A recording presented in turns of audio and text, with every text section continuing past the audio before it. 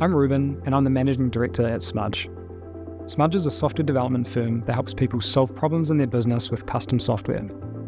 We've created this series to help customers learn more about the software development process and the key things that set development projects up for success.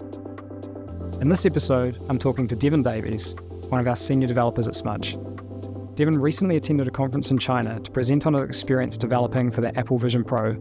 It's a fairly new platform with exciting potential to have a real impact. So Devin, thanks for taking some time to have a chat about your trip last week. I thought maybe we'd just start off by talking a little bit about what Crouton is. And can you share a little bit more about the application and how you got started and why you started building it? Sure. So Crouton's a recipe app that helps you do your meal planning and also just save recipes that you like from wherever you find them. I started it coming up 5 years ago at this point, primarily for iOS. But then more recently when Apple announced the Vision Pro, I thought that would be a cool opportunity to sort of bring Crouton into the future and see how that might look in augmented reality. Okay. And did you start it because you're a passionate cook or because you don't like cooking and you wanted to make cooking easier?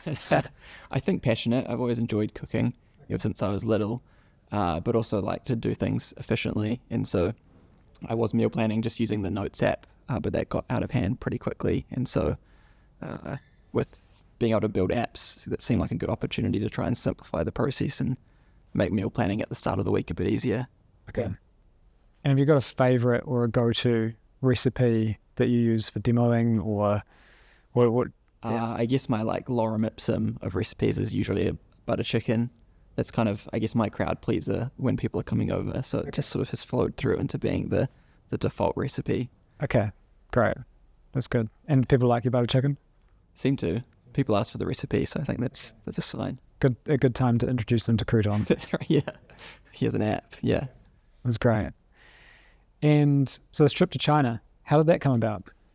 Yeah, so it's sort of a little bit out of the blue. Essentially, with the work I was doing for Vision OS, I had it ready to go on launch day and was fortunate enough to get picked up by a few press outlets. And I guess that spawned a bit of interest in Crouton, and the organisers of this conference that was specifically focused on Vision OS development came across it, and so I reached out to see if I'd be interested in speaking and sharing some of the insights that I'd had from bringing across an iOS app into Vision OS. Sounds like a really great opportunity. What was it like speaking? How many people in the audience that you were speaking to and presented to? What was that like? Yeah, I think the total number was around 700. There was some split through a live stream, so I don't know if 700 was in the room, but certainly felt close to that. It was a pretty big audience, but very receptive, and it was great to be amongst a lineup of a lot of interesting topics around developing for Vision Pro.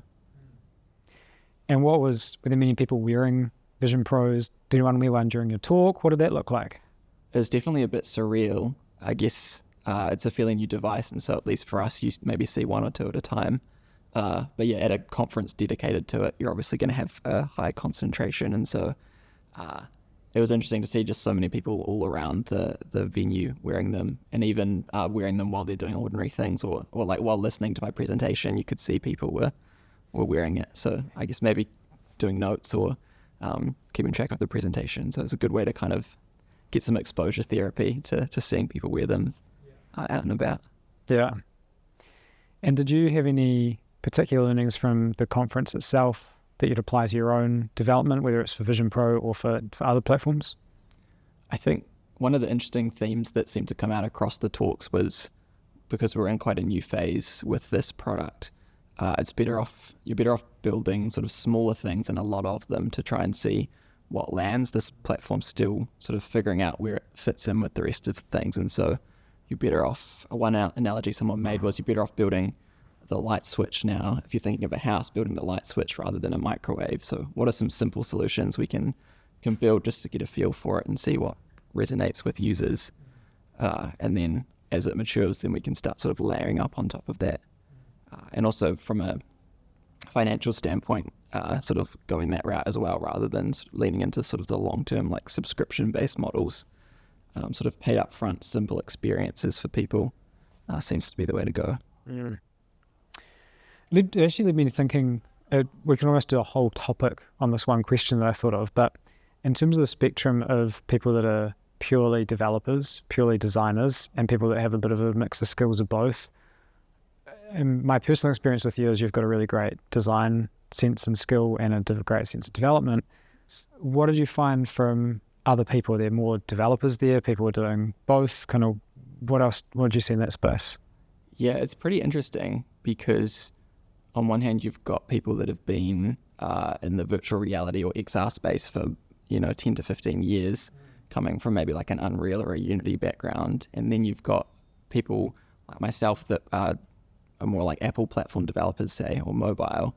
It's almost like a collision of these like two completely different fields because Apple is sort of introducing this product. Yeah, there's almost this collision. And so I think there's potential for like some like ego conflict of people that have been in the space for a long time and then sort of the newcomers. But I think it's also a cool opportunity to learn from people that have already been in the space for a while, but a chance to sort of do fresh things and see, how this might be different from what's been tried before. And so I think there's a real mix, but it's sort of an interesting, I think, combination that we may not have had from platforms in the last 10 years.